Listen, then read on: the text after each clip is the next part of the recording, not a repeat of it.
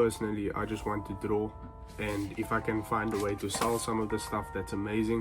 But if I could just draw for the rest of my life, and that was the focus, and that's what it was about, and it didn't have to consist of social media, and it didn't have to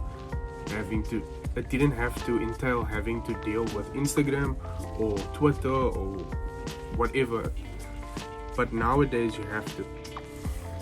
So I think everybody knows what artists were doing back in the day. I think everybody knows how traditional artists, or at least can gauge an idea about how traditional artists had to work or got money or whatever.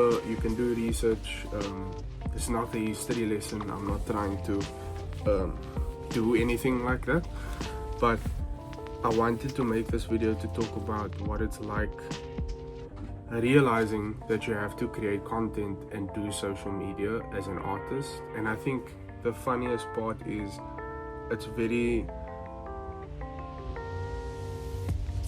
almost similar but not to, and this is just my opinion, a similar conversation in graphic design, where you are the graphic designer but now you need to do videography, photography, motion graphics. Okay, motion graphics is a part of it, but let's say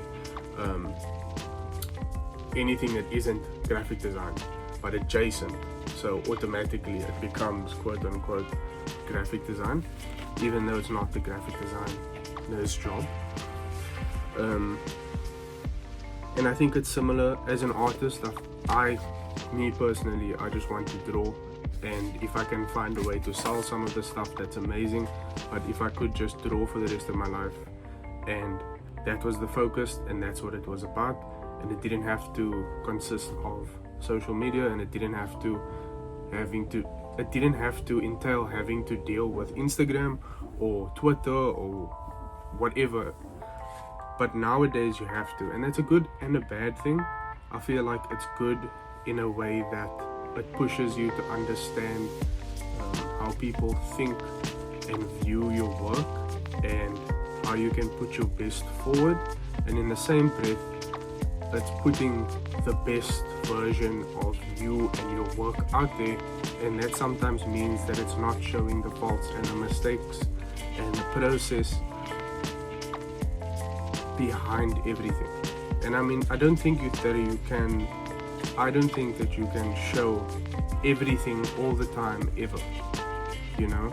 I can't just, maybe in streaming, maybe in a very long form video, I can show you how I do everything. But there's days where you're sitting and you're looking at a piece and you're trying to put things together, you're erasing half of the piece, you're adding more, then you're taking more away. There's just so much that goes on as an artist that sometimes I think people don't want to show it, and sometimes they do, and you still find yourself kind of curating what you want to put out there on social media. I know I do, and I want my best stuff to be posted, to be put forth, and I do like maybe talk about things in the description or talk about them in more detail about my issues with a piece or an artwork or whatever, and how long it took me, or some issues I found, or what I'm trying to grow to do, or what I'm trying to focus on in a piece. But it's just interesting to see how things have changed as an artist. Now we need to kind of understand the social media game. We kind of need to be a bit more of marketers and promoting our work, and that entails all sorts of different things. So just for a brief kind of like process, fixing the camera, or the way that I do things. So I'm predominantly using Instagram. I like the layout currently. Also Instagram, it used to be square 1080 by 1080, and now you've made it this other horrible portrait. I think it's 1350 by 1080. Don't do that stuff. You didn't ask anybody if it was actually nice. One day you just updated and you ruined people's feeds. Okay, Not that it should be perfect, but some of us actually take the time to curate our stuff and look at things in a way that tries to make them fit and look aesthetic. I am a messy person by nature with art and everything else, but I like to have the way that I post and portray my work to be clean and professional. That's the reason why I do it. It's not because I'm trying to be a snob or anything and put my best forward and nobody knows that I live the secret life. It has nothing to do with that. It's just I want my work to look as professional as possible, because when I do art, or when I do art for somebody else, or when I sell something, or any of my artworks, I try to keep that as professional as possible. The work ethic, the journey, everything else in between, that can be as messy as possible. Me working on it, messy as possible. But the actual artwork and everything else, I wanted to be beautiful and I wanted to showcase that in all its glory. So for me currently, what I used to do was I would just work. I wouldn't focus on social media. I wouldn't have any interest in posting. So I would, let's say, for a few months I'd work on a few pieces, and then I'd maybe post, and then I'd maybe post some reels. And now for the last few months I've been posting every single day from Monday to Friday, and maybe some YouTube shorts on the weekend.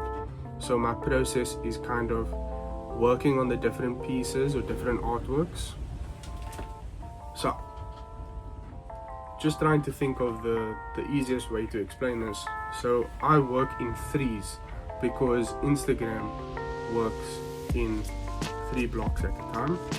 So I work in 3 artworks at a time, and I kind of go in between them as I want, because it kind of gives me a little bit of a variation. And when I'm tired of working on one piece, I can go to another, or I can chop in on another, and it kind of slowly gets all 3 to a more finished level, and then I can post one after each other, and it kind of forms a little collection.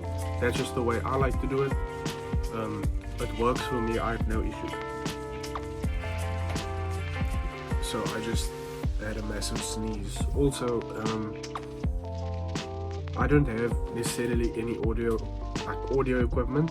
I kind of want to focus on getting this up in the air, and I want it to be doing decently before I invest. But if you're hearing background noises or you're wondering why I breathe so heavily, it's because I have asthma. So that's one of the reasons why my breathing is heavier and why you can hear me breathe in between me talking. But yeah, just a side note. And so my content is done in threes. I'm going to explain why, and it just works for me. That's my current process, and every single day, depending on what I'm doing, so that just happened. Depending on what I'm doing, or depending on what I've got going on, or depending on what I've got going on, I just record that for the day. So every day is different. I used to start with something that I saw online, where on Monday you film everything, or on Monday you plan everything, Tuesday you film everything, Wednesday you edit everything, Thursday you plan when you're gonna post, and then Friday you can film or review or do whatever, and that's cool. But eventually, as I kept on going on, it just didn't work out for me, and I didn't post as consistently. And then I kind of found that forcing myself to just make quick content of what I'm doing right now, that's rough, and still my style, still my aesthetic, still clean, but is rough in a way that it's just capturing whatever I'm doing in the day, editing it quickly, putting some good music behind it, and then posting it is far more beneficial. And so my focus is just posting one reel a day from Monday to Friday on Instagram, and then whenever I finish a piece or get to like what I'd clarify as like 90-95%, I'll just post it, just to boost engagement and to try and get more attention, or more, try to build up a following. I'm still small, so it's just trying to focus on how can I boost and get my social media game up and get people who are interested in the work that I do to follow me. So that's my process. It's very raw, it's very quick. It consists of close-up and longer shots. I found that doing any sort of content that shows myself kind of does better than doing anything that's just focusing on the art. So I kind of do a mix of both, and I try to make sure that within a week I've shown a bit of myself and I've shown the work. But everything is kind of predominantly the art, always. That's my focus. And the idea and just why I want to do it is because nowadays the beauty of social media, to rephrase it, the beauty of social media is that there's a lot of negatives and there's a lot of issues that people have or that you can have with putting your best out there. But social media does still allow you to get people that would have never ever seen your work to see your work. You know, painters back in the day would die, and then, sorry to be as blunt, but painters would die and then only get noticed. Now, because of social media, you have the ability to get noticed while you're busy drawing and while you're up and coming and while you're doing something in the industry. And it doesn't matter where you are in your artist journey, because everybody can still learn from you or take something of note, or figure something out, or get inspiration, or be motivated. So social media has that ability to, if people like it and they love what you're doing, it's not smooth sailing, but you're sailing, right? That's the point. And that's why I wanted to make the change. I know that my posting and my social media is terrible. I don't blame myself. I don't have any issues.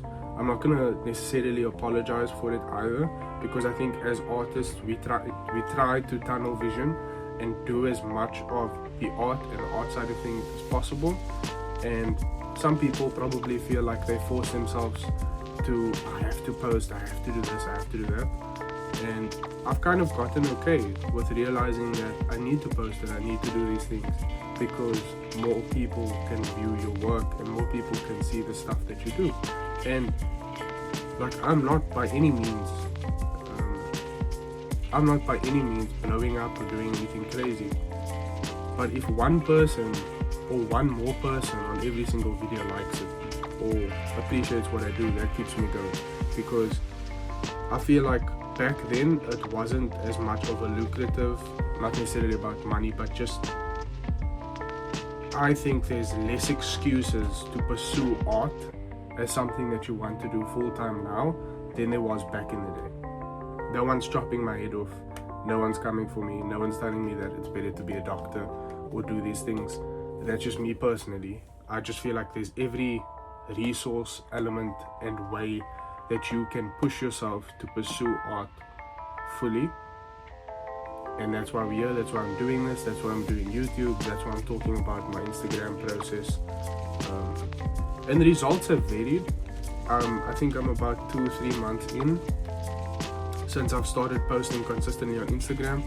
I've only started YouTube like a month ago or recently, and I've been reposting my stuff on here and on TikTok as well. I will put those 3 accounts up, and yeah, it gets only a few hundred views, but there are things that I've learned about the way that I want to show my work that are not finished, polished, but look good and showcase the raw artist element behind things.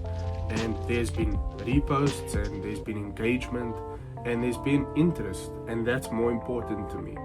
I would rather have 100 people that love what I do and are engaged than have 1,000 people that are just behind the scenes and not doing anything.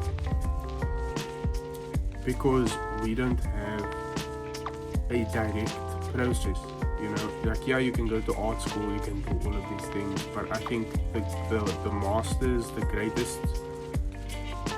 greatest artists that we know didn't do things in a linear fashion and didn't do things like their life wasn't linear. The path was not linear, and it won't ever be.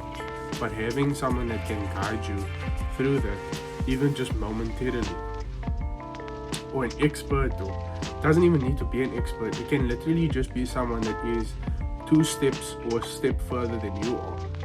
It's much better than it just being yourself trying to coast through things and figure this artist shiz out, because that's a lot harder and it's a lot more mental involved in having to do all these things on your quote-unquote own.